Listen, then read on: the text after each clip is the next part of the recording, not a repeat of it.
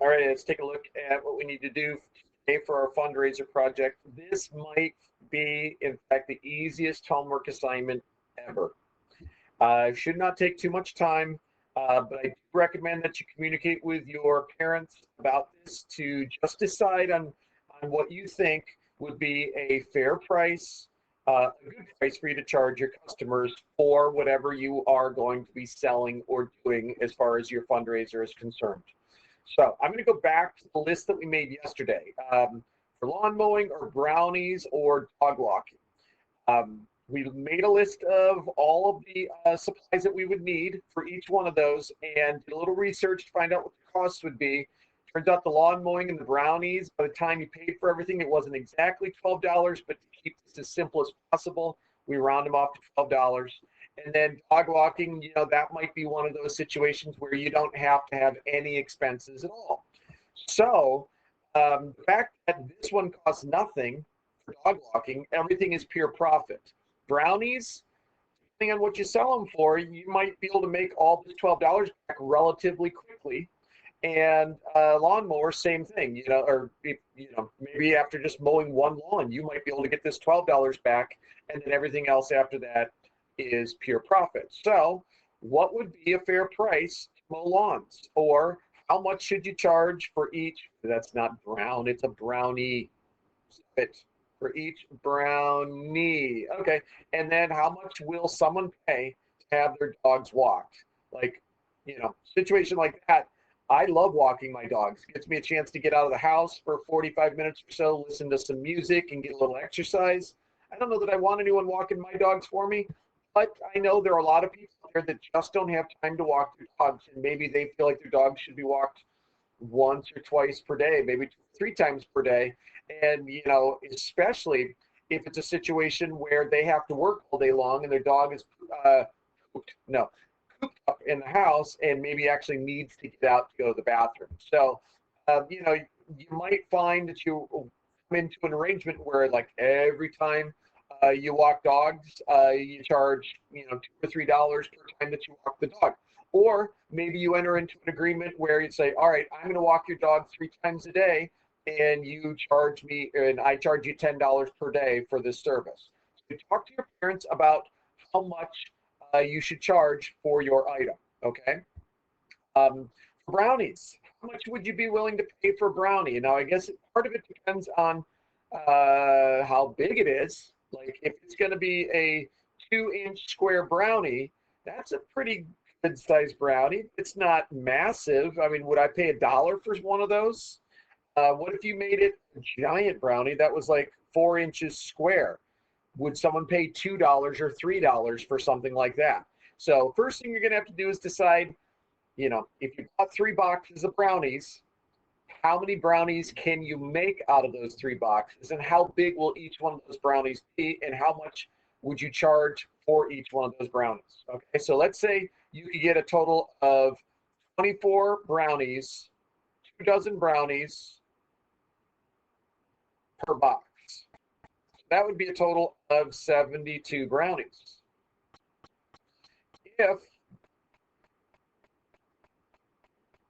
24 brownies, 2 dozen out of a box, and they're going to be relatively small, maybe you only charge $1 per brownie, in which case you would make $72. Okay? But you're not really making $72 because you had to pay $12 for the supply, so you're really only making $60. So, this, you might also want to consider, what is your profit goal? Okay, if you want to make $100 to $200, you're probably going to have to make more than 72 brownies. Why did I put $sign in there? We don't want a $sign there. So, the number of mixes that you buy will be directly correlated to how many dollars you want to make for your profit goal. So if you're okay making like $50 or $60 for your profit goal, maybe this is it. Maybe you charge for 72 brownies, maybe you charge $1 each. Or maybe you can get away with making, say, fewer brownies, but charging $2 per brownie because you make them a little bit bigger. So that's something that you're going to have to decide. And, I think anything between $1 and $2 per brownie is probably a fair price. People will pay that for fundraisers. For mowing lawns, this gets a little bit trickier because if you decide you're going to mow lawns, what if you've got someone who's got a giant yard that's going to take 4 hours to mow it? Are you going to charge them the same amount of money that you would charge someone that you can finish it in 20 minutes? Absolutely not. And so this is one where you might consider charging by the hour. Okay.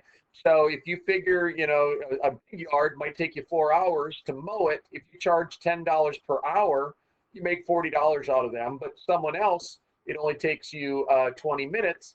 And you can adjust the price based on that and just use proportional reasoning to figure out the price.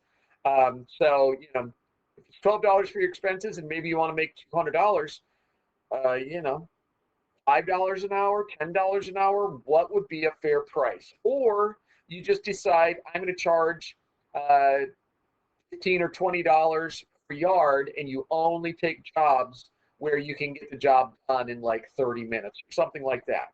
So once again, talk to your parents, decide what you think is a fair price and how you would go about charging the person. How would you communicate to the person? It's like, okay, this is a good deal for both of us, right? Because you're going to be contributing to a fundraiser, and I'm going to be the one taking care of your yard. Just one point of reference. We have people. I've got a front yard and a backyard, and we've got people that come to our yard, and there's like 2 or 3 of them, and we pay $100 a month, so it ends up being about $25 per day. So if you were to mow someone's yard like once per week for the next 2 or 3 months, you can charge them, you could probably get away with charging $25 each time, every time you mow the lawn. So just throw that out there, see if that's something that your parents agree with, might be a decent price, $15, $20, $25 per day that you mow the lawn. Then you could also consider this. For the dog walking and for the lawn mowing, this is a fundraiser that can keep going on for like weeks and months. It's not one thing that has to happen in one particular day. Brownies, on the other hand, is probably something where you'd make a batch of brownies and you would sell them all at once. And once you've sold them all, you're done with your fundraiser. So that's another thing that you can consider when you're creating your fundraising profit goal. If you want to make $200 selling brownies, you're going to be committing to making a lot of brownies, okay? And you're going to have to buy more brownie mixes than just $12 worth. So maybe if you're doing brownies, maybe have a lower profit goal eventually. Whereas dog walking and lawn mowing can keep going on for a while, maybe you have a higher profit goal. So just something to consider. So once you've decided what a fair price is, go ahead and jot that down. And then the next step is going to be to create a rule for this situation, to create a table, and to create a graph. But we're not going to get to that for a little bit of time yet. This year, I don't know in future years if students will be watching this, but in this year, this particular part is going to be on Friday, and then we have Thanksgiving break. And so you have a good week to think about all of this before we have to start getting back to the assignment. But if it's not 2020, maybe tomorrow you're going to have to, or the next day you're going to have to create your rules and tables and graphs. So I don't know what the timeline is. But at any rate, this is the first step before you get into creating your representations, your rules, your tables, and your graphs. That'll come next. All right? All right.